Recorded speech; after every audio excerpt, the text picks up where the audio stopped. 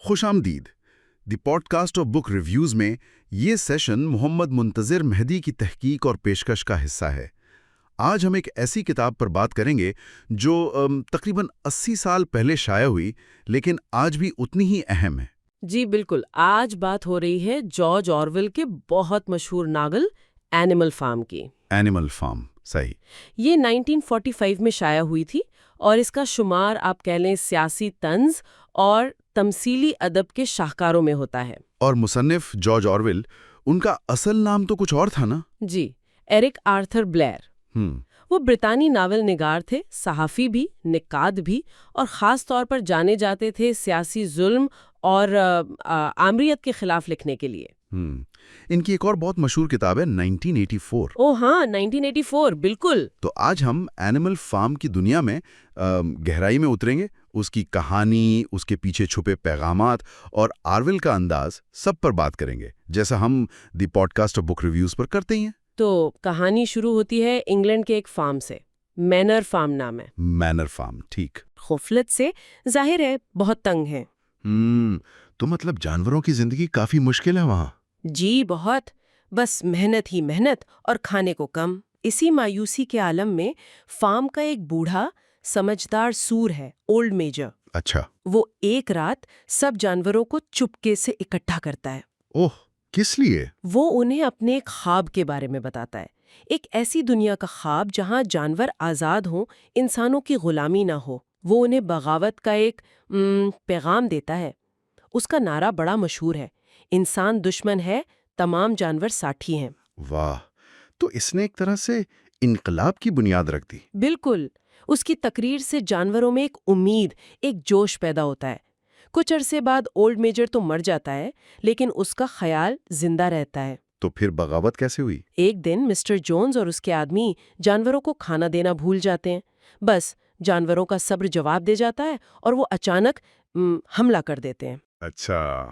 جی، اور وہ mister Jones اور اس کے آدمیوں کو فارم سے بھگا دیتے ہیں۔ زبردست۔ تو فارم اب جانوروں کا؟ جی ہاں، فارم اب جانوروں کا ہے۔ وہ فوراً اس کا نام بدلتے ہیں، رکھتے ہیں اینیمل فارم۔ اینیمل فارم، ٹھیک ہے۔ اور وہ 7 بنیادی اصول بناتے ہیں جنہیں وہ دیوار پر لکھتے ہیں۔ سب سے اہم اصول، تمام جانور برابر ہیں۔ تمام جانور برابر ہیں، واہ۔ تو شروع میں تو سب بہت اچھا چل رہا ہوگا، امید، آزادی۔ جی، شروع میں تو بڑی خوشی ہوتی ہے، بڑا جوش و خروش ہوتا ہے، جانور مل کر کام کرتے ہیں، فصلیں پہلے سے بہتر ہوتی ہیں، ایسا لگتا ہے کہ بس اب ایک نیا بہترین دور شروع ہو گیا ہے۔ لیکن مجھے لگ رہا ہے کہ یہ خوشی زیادہ دیر نہیں رہتی، کتاب کا نام ہی کچھ ایسا ہے۔ آپ بالکل صحیح سمجھے، یہ خوش فہمی زیادہ دیر نہیں چلتی۔ جلد ہی سور، جو خود کو سب سے ذہین سمجھتے ہیں، اچھا، سور؟ جی سور، وہ قیادت سنبھال لیتے ہیں۔ خاص طور پر 2 سور بہت نمایاں ہوتے ہیں۔ ایک سنو بال، جو بڑا نظریاتی ہے، پرجوش ہے، نئے نئے منصوبے بناتا ہے۔ اور دوسرا ہے نیپولین، وہ ذرا خاموش طبع ہے لیکن بہت چالاک اور اصل میں طاقت کا بھوکا ہے۔ اوہو، تو یہاں سے مطلب پاور پولیٹکس شروع؟ بالکل، دونوں کے بیچ اختیارات کی کشمکش شروع ہو جاتی ہے۔ تو کیا ہوتا ہے، کوئی بڑا ٹکراؤ؟ جی، ایک بڑا ٹکراؤ ہوتا ہے ونڈ مل یعنی پونی چکی کے منصوبے پر۔ سنو بال کہتا ہے کہ فارم کی ترقی کے لیے ونڈ مل بنانی چاہیے۔ اچھا آئیڈیا لگتا ہے۔ ہاں، لیکن نیپولین اس کی سخت مخالفت کرتا ہے۔ کیوں؟ بس طاقت کا کھیل۔ جس دن اس منصوبے پر ووٹنگ ہونی ہوتی ہے، نیپولین ایک بہت خوفناک کام کرتا ہے۔ کیا کرتا ہے؟ اس نے خفیہ طور پر 9 کتے پالے ہوتے ہیں، بالکل اپنی وفادار فوج کی طرح۔ وہ ان کتوں کو حکم دیتا ہے کہ سنو بال پر حملہ کر دو۔ ارے، تو کیا ہوا سنو بال کا؟ سنو بال بیچارہ بڑی مشکل سے اپنی جان بچا کر فارم سے بھاگ جاتا ہے۔ اوہ، تو اب نیپولین کا راج؟ جی، اس واقعے کے بعد نیپولین فارم کا ایک طرح سے آپ کہہ لیں مطلق الانا حکمران بن جاتا ہے۔ وہ فوراً ساری بحث مباحثے ختم کر دیتا ہے، کہتا ہے کہ اب سارے فیصلے صرف سوروں کی ایک کمیٹی کرے گی، اور اس کمیٹی کا سربراہ وہ خود ہے۔ تو انقلاب تو گیا پھر، مطلب جمہوریت ختم؟ بالکل، یہاں سے انقلاب کا پورا رخ ہی بدل جاتا ہے۔ لیکن باقی جانور، وہ کچھ نہیں کہتے؟ انہیں نظر نہیں آتا کہ یہ کیا ہو رہا ہے؟ یہیں پر تو پروپیگینڈے کا کردار آتا ہے۔ نیپولین اکیلا نہیں ہے، اس کے ساتھ ایک اور سور ہے، اسکویلر۔ اسکویلر؟ یہ کون ہے؟ اسکویلر بہت باتونی ہے اور قائل کرنے میں ماہر۔ وہ نیپولین کا پروپیگینڈا منسٹر سمجھ لیں۔ اچھا، تو وہ کیا کرتا ہے؟ وہ تاریخ کو توڑ مروڑ کر پیش کرتا ہے۔ وہ جانوروں کو بتاتا ہے کہ سنو بال تو شروع سے ہی غدار تھا۔ وہ نیپولین کو ہیرو بنا کر پیش کرتا ہے۔ جھوٹ بولتا ہے مطلب؟ صرف جھوٹ نہیں بولتا، وہ اعداد و شمار میں ہیر پھیر کرتا ہے۔ یہ ثابت کرنے کی کوشش کرتا ہے کہ جانور تو پہلے سے بہت خوشحال ہیں، حالانکہ اصل میں ان کی حالت خراب ہو رہی ہوتی ہے۔ اور جانور مان لیتے ہیں؟ وہ ان کی یادداشت پر بھی حملہ کرتا ہے۔ انہیں کہتا ہے کہ تمہیں ٹھیک سے یاد نہیں، پہلے حالات بہت برے تھے۔ یہ صرف جھوٹ نہیں، یہ حقیقت کو مسخ کرنے کا، ذہنوں کو کنٹرول کرنے کا طریقہ ہے۔ یہ تو بہت خطرناک بات ہے۔ آہستہ آہستہ پھر وہ اصولوں کا کیا ہوا جو شروع میں بنائے تھے؟ وہ سارے اصول وہ یا تو بدل دیے جاتے ہیں یا ان کی کھلم کھلا خلاف ورزی ہوتی ہے۔ سور فارم ہاؤس میں رہنے لگتے ہیں۔ اوہ، جو منع تھا؟ جی، جو منع تھا۔ وہ انسانوں کے کپڑے پہنتے ہیں، بستروں پر سوتے ہیں، شراب پیتے ہیں، انسانوں سے تجارت شروع کر دیتے ہیں۔ سب کچھ الٹ؟ سب کچھ الٹ۔ اور پھر وہ سب سے مشہور تبدیلی آتی ہے۔ وہ جو اصول تھا، تمام جانور برابر ہے، ہاں، اس کا کیا ہوا؟ ایک رات وہ دیوار پر سے مٹا کر اس کی جگہ لکھ دیا جاتا ہے، تمام جانور برابر ہیں مگر کچھ جانور دوسروں سے زیادہ برابر ہیں۔ کچھ جانور دوسروں سے زیادہ برابر ہیں۔ واہ، یہ تو مطلب پوری کہانی کا نچوڑ سا لگتا ہے۔ بالکل، یہ صرف ایک نعرے کی تبدیلی نہیں، یہ انقلاب کی مکمل موت کا اعلان ہے۔ اور فارم پر باقی جانوروں کی حالت؟ ان کی حالت مسٹر جونز کے زمانے سے بھی بدتر ہو جاتی ہے۔ کام زیادہ، کھانا کم، اور اوپر سے نیپولین کے خونخوار کتوں کا خوف الگ۔ افو، جبکہ سور اور نیپولین وہ انسانوں کی طرح عیش و عشرت کی زندگی گزار رہے ہیں۔ تو انجام کیا ہوتا ہے کہانی کا؟ یہ سب ایسے ہی چلتا رہتا ہے؟ انجام بہت چونکا دینے والا ہے، بلکہ افسوسناک۔ آخری سین میں کچھ مایوس جانور جیسے گھوڑا باکسر، جو سب سے زیادہ وفادار تھا، وہ فارم ہاؤس کی کھڑکی سے اندر جھانکتے ہیں۔ کیا دیکھتے ہیں؟ ساتھ بیٹھے ہیں، تاش کھیل رہے ہیں، شراب پی رہے ہیں، ہنس رہے ہیں، ایک دوسرے کی تعریفیں کر رہے ہیں۔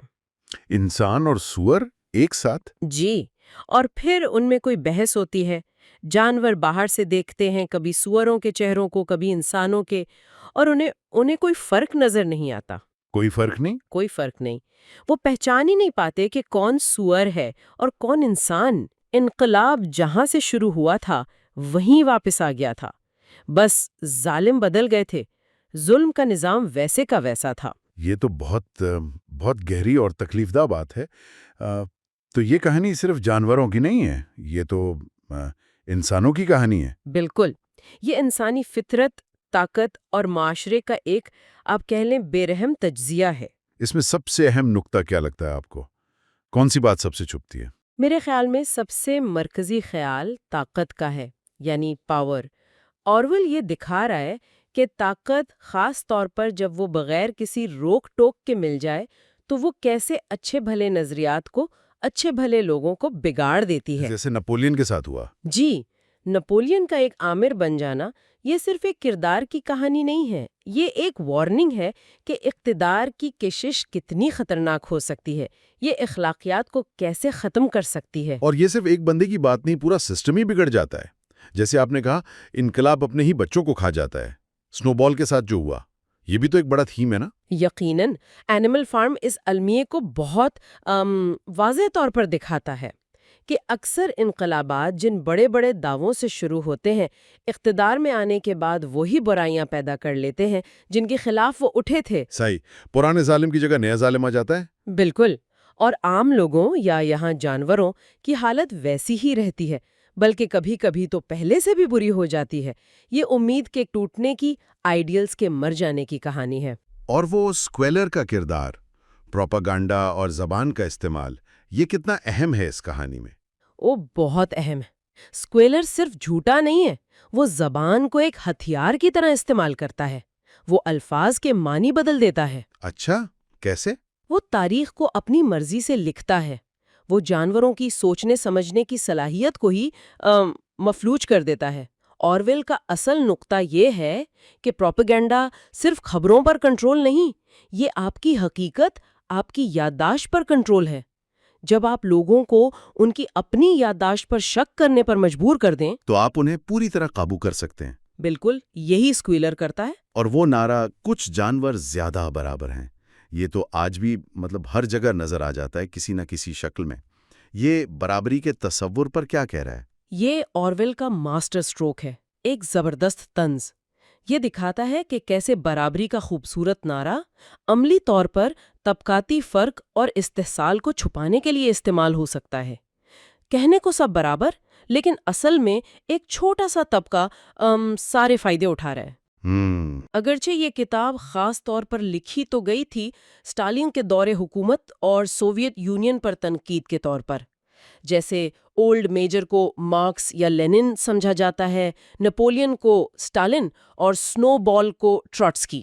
اچھا، یہ کردار اصل لوگوں کی نمائندگی کرتے ہیں؟ جی ہاں، یہ تمثیلی ناول ہے، ایلیگوری، لیکن اس کی خوبصورتی یہ ہے کہ اس کا اطلاق صرف روس پر نہیں ہوتا، یہ ہر اس نظام پر، ہر اس معاشرے پر لاگو ہوتا ہے جہاں طاقت چند ہاتھوں میں آ جائے اور برابری کا نعرہ صرف دکھاوا بن جائے۔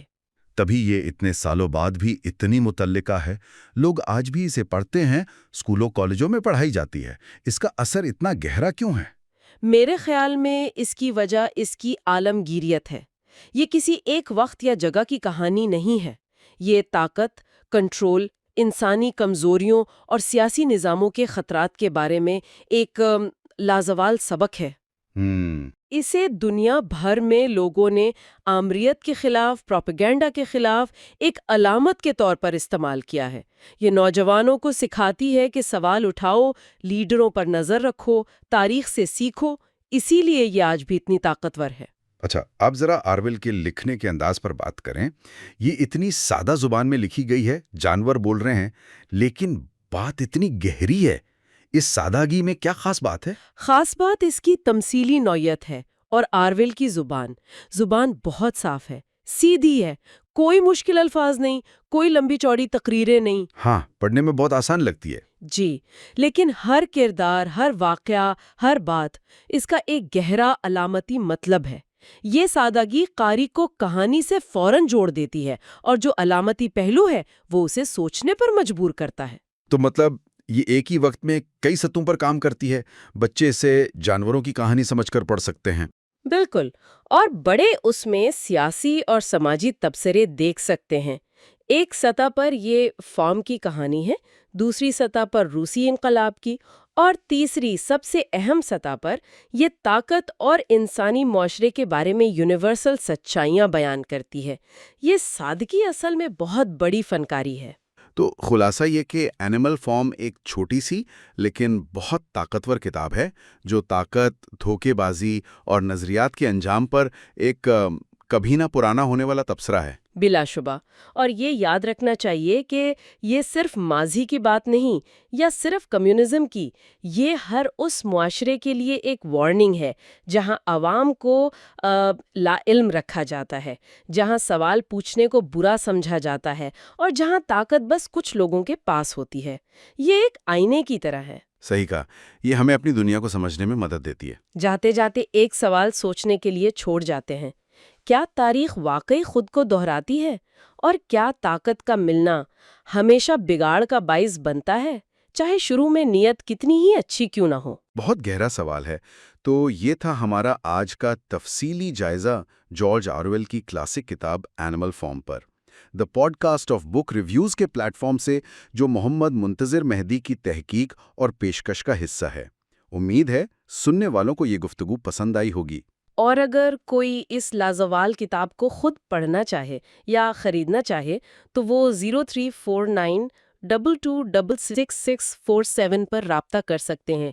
یہ واقعی ایک ایسی کتاب ہے جو ہر کسی کو پڑھنی چاہیے۔ بالکل۔ اس کے علاوہ یہ کتاب اور دوسرا علمی مواد مفت ڈاؤن لوڈ کرنے کے لیے knowledgewithmmm.blogspot.com پر بھی جایا جا سکتا ہے۔ وہاں محمد منتظر مہدی کا اور بھی کام ملے گا۔ جی ہاں، ضرور وزٹ کریں۔ یہ خلاصہ اور جائزہ Muhammad Muntazir Mahdi, founder of the podcast of book reviews کی تحقیق اور پیشکش ہے۔